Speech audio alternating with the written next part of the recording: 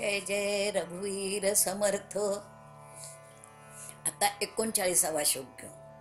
जया वर्णिती वेदशास्त्रे पुराणे, जयाचे नियोगे समाधान बाणे. तया लागी हे सर्व चांचल्य दीजे, मना सज्जना राघवी वस्ती कीजे.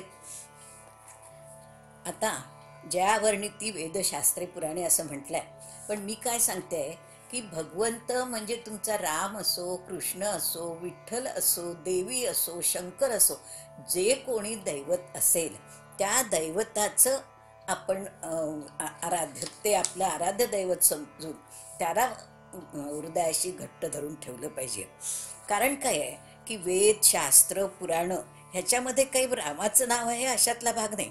सगळ्या ठिकाणी भगवंत म्हटलेलं आहे. म्हणजे चारी वेद, व्याकरण, 6 शास्त्र, 18 पुराणं, ह्या सगळ्यांमध्ये भगवंताचं वर्णन केलेलं आहे. आणि ते जर वर्णन म्हणजे त्याच्याशी जर आपण एकरूप झालो तर खरं समाधान प्राप्त होतं. आणि ते समाधान प्राप्त होतं असं नाही, तर ते समाधान टिकून राहतं. तुम्ही समाधान रूप राहू शकता म्हणून त्यांनी सांगितलंय. पण आता समर्थांचं दैवत राम होतं म्हणून ते सांगतात की रामचंद्राची दृढ भावाने भक्ती करा, म्हणजे हा उपदेश समर्थ सज्जन मनाला करतायत. आता म्हणून तुमचं समाधान टिकून राहील. आणि काय सांगितलंय, तया लागी हे सर्व चांचल्य दीजे. आता पहा, मनुष्याचं मन सदैव चंचल असतं.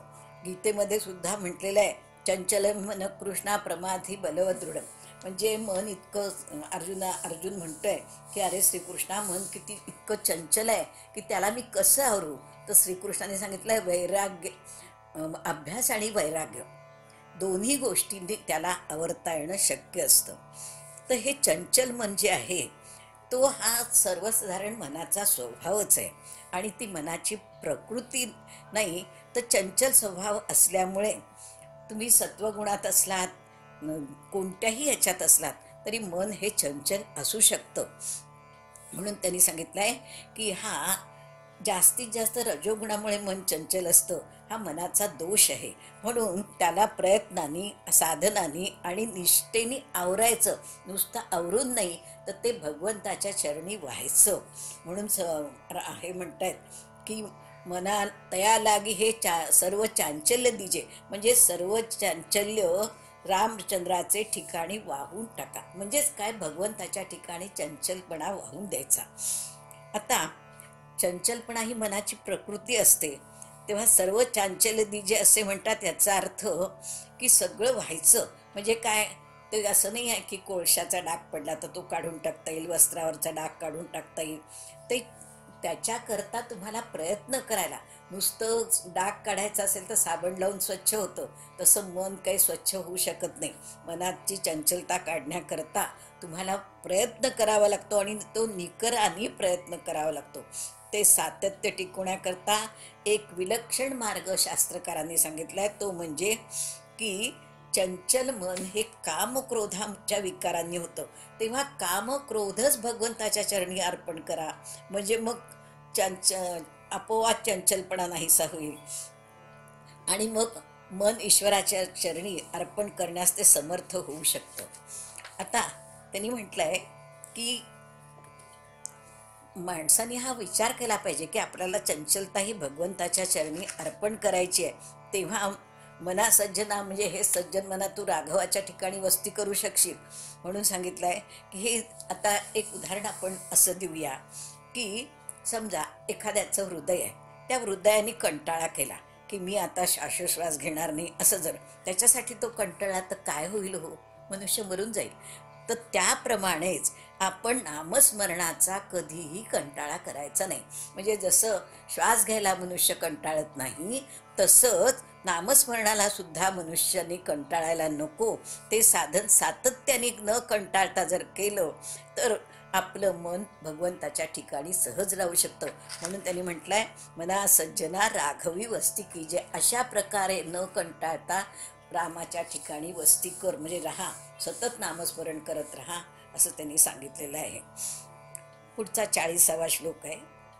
मना पाविजे सर्व ही सुख जेते, अति आदरे ठेवी जे लक्ष तेथे, विवेके कुडी कल्पना पालटी जे, मना सज्जना राघवी वस्ती की जे. मना पाविजे सर्वही सुख देते. आता पहा, प्रत्येकाला असं वाटतं की आपल्याला सुख हवं, पण हे सुख प्रपंचात मिळतं का परमार्थात मिळतं ह्याचा आपण विचार केला पाहिजे. सर्व सुख खरं पाहिलं तर परमार्थातच आहे. परमेश्वराच्या चरणी जर आपण स्वतःला वाहून घेतलं तर सुखच आहे.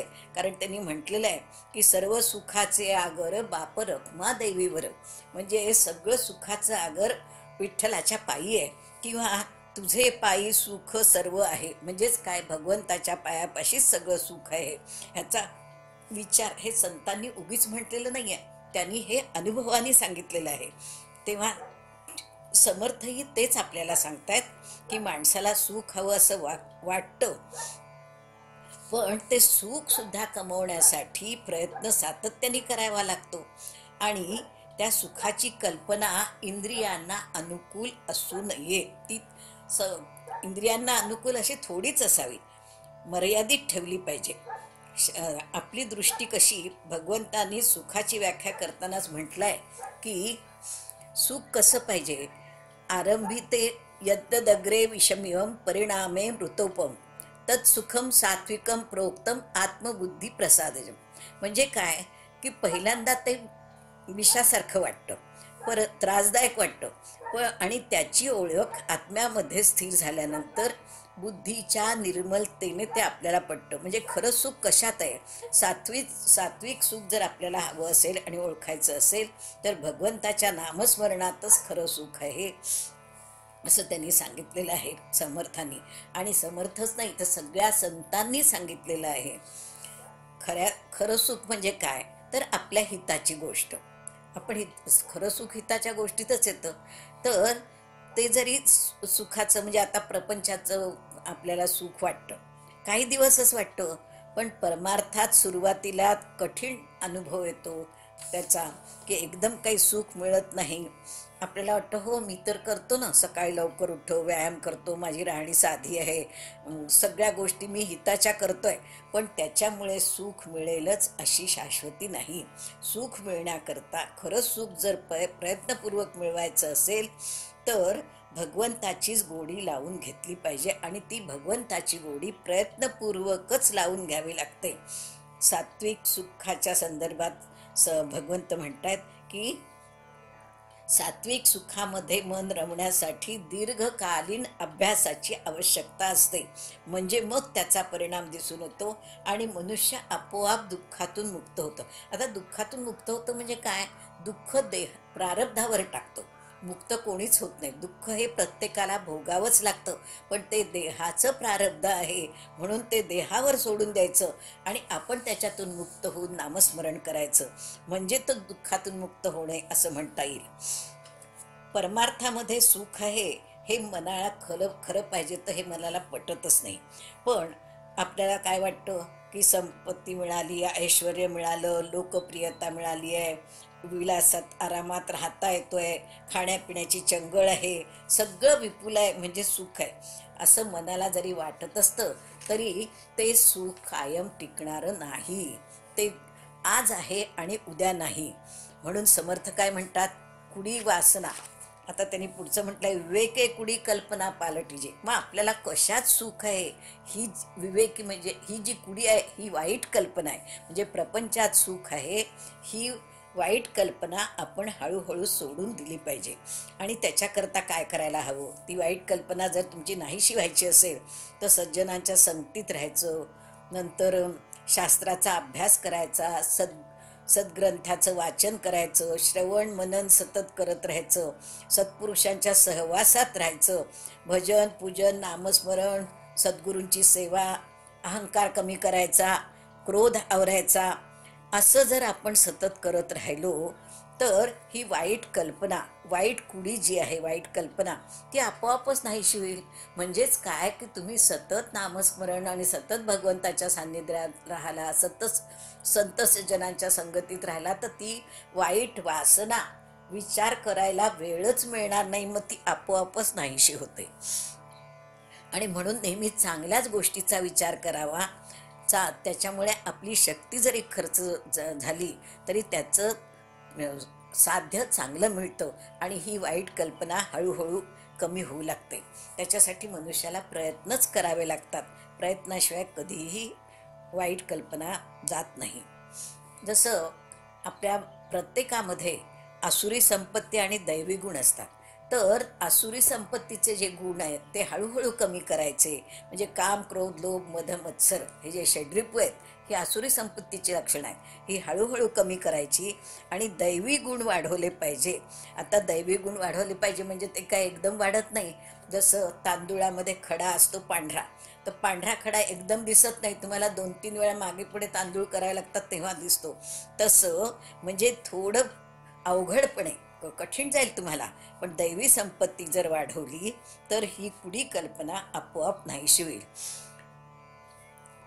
हे जे दुर्गुण आहेत ना, हे आपल्या मनामध्ये असतात आणि मन सारखं चांगल्या आणि वाईट गुणांचा विचार करत असतो. तर हे दुर्गुण कमी करायचे असेल तर जसं तांदूळाचा खडा, पांढरा खडा काढताना प्रयत्न करावे लागतात, तसंच दुर्गुणाचं वर्तन कमी करण्याकरता आपल्याला प्रयत्न करावे लागतं. आणि म्हणून त्यांनी म्हटलंय की हे सज्जन मना, तू रामचंद्राच्या चरणाशी जर सतत राहिलास तर आपोआप तुझे दुर्गुण कमी होतील. म्हणजेच काय, शरीर, मन, बुद्धी ही परमार्थातच स्थिरावेल असा उद्योग केला पाहिजे. तेव्हाच मना सज्जना राघवी वस्तिकी जे हे जे म्हटलंय हे साध्य होण्याकरता समर्थ मनाला सज्जन म्हणतायत की अरे सज्जन मना, तू याप्रमाणे वाग म्हणजे तुझी वाईट खुडी ती कमी होईल. जय जय रघुवीर समर्थ.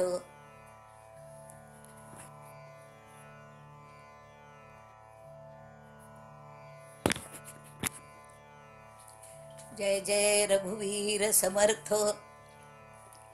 आता 41वा श्लोक पाहू.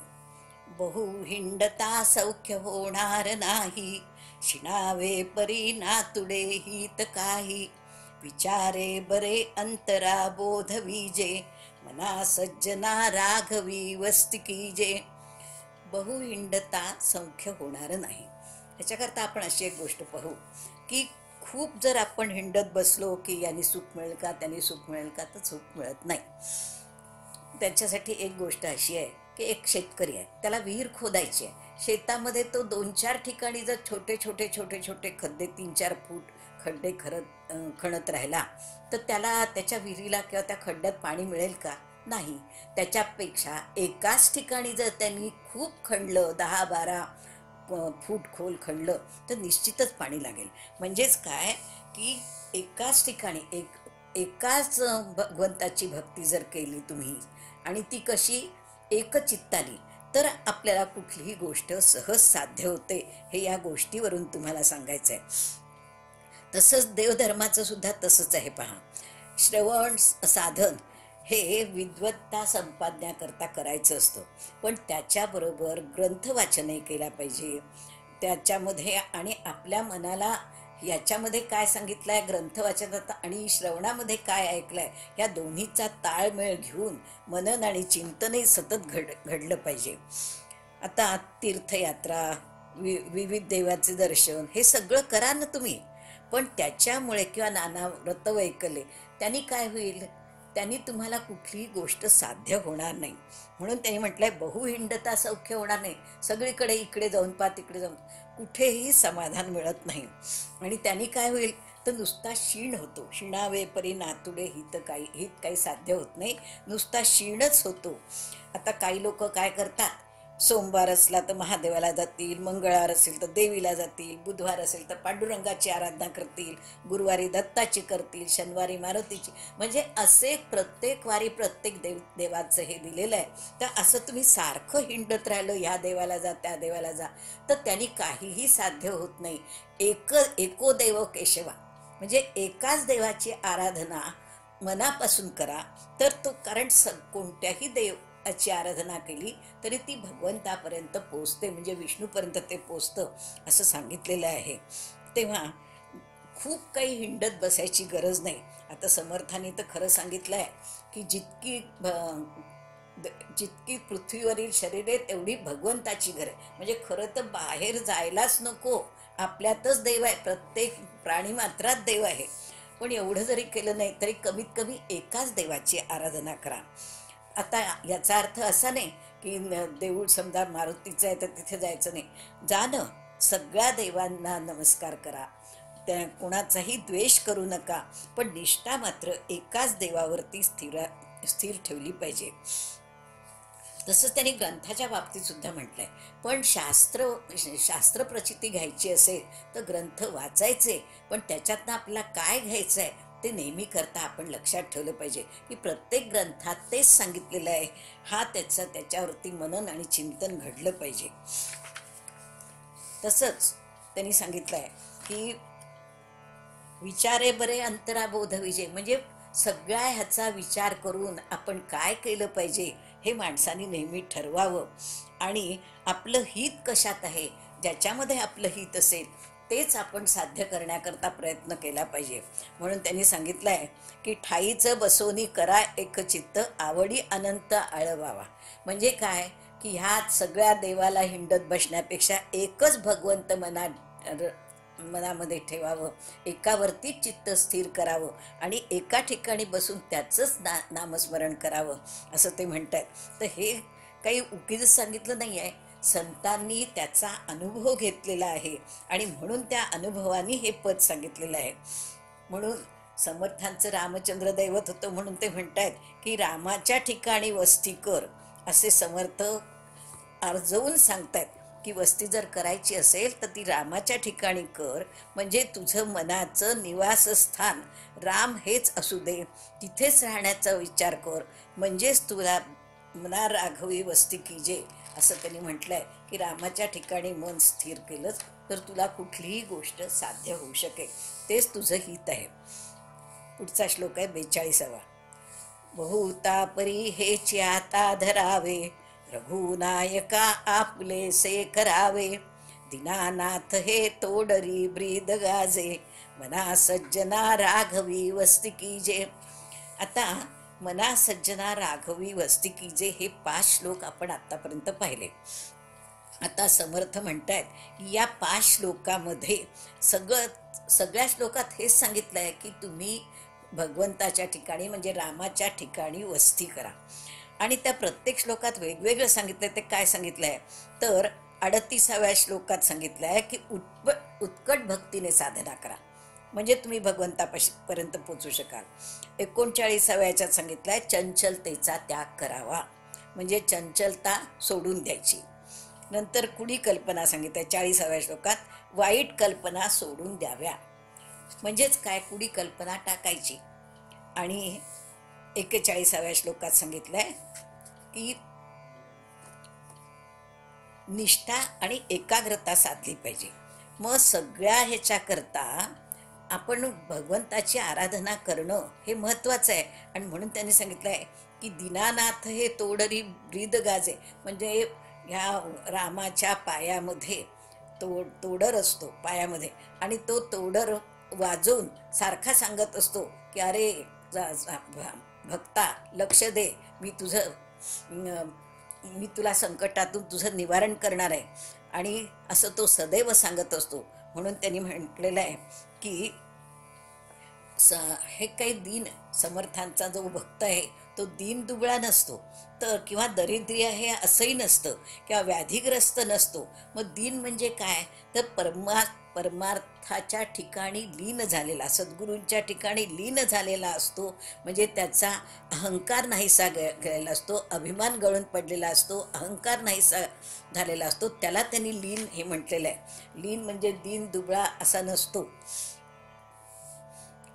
माणसाने अभिमान टाकायचा, निरंकारी व्हायचं असं जर आपण ठरवलं तर हे आपल्याला साध्य होऊ शकतं. पण त्याच्याकरता तुम्हाला परमेश्वराची करुणा भाकावी लागते, आणि तेव्हाच मनुष्य परमेश्वराजवळ जाऊ शकतो. आणि त्याला जसं म्हटलंय की भगवंताच्या चरणी तुम्ही वाहा, आपली चंचलता जी आहे, आज हे करू उद्या ते करू, ही चंचलता भगवंताच्या चरणी वाहिली पाहिजे, म्हणजेच भगवंत आपलासा होऊ शकतो. आणि मग जीवाशिवाची भेट होते. आता जीवाशिवाची भेट होणं म्हणजेच काय? एकरूप होणं किंवा एकता होणं. तर त्यालाच तुम्ही म्हटलेलं आहे का असं, की विभक्त नाही, विभक्त नाही तो भक्त. म्हणजे देवापासून जो कधीच विभक्त नसतो तोच खरा भक्त असतो. आणि ही साधना करण्यासाठी त्यांनी सांगितलं आहे की, किंवा आपल्याला साक्षात्कार व्हावा असं जर माणसाला वाटत असेल तर रामचंद्राच्या ठिकाणी वस्ती केली पाहिजे. आता वस्ती केली पाहिजे म्हणजे काय? मन अमन करायचं, म्हणजे मनपणा नाहीसा करायचा. मन अमन होण्याने साधना ही पूर्ण होते आणि तीच समाधी होय, ती शरणागती आहे. एकपणा म्हणजे आपला एक एक एकच आहो, मी आणि भगवंत एकच आहो ही जाणीव होणे म्हणजे जीवाशिवाची भेट होणे असं म्हटलेलं आहे. आणि म्हणून समर्थ म्हणतायत की हे सगळं जर तुला साध्य करायचं असेल तर हे मना तू राघवी वस्ती कीजे, हे पालुपद याच्यात सांगितलेलं आहे. असे 5 श्लोक आपण घेतलेले आहे. जय जय रघुवीर समर्थ.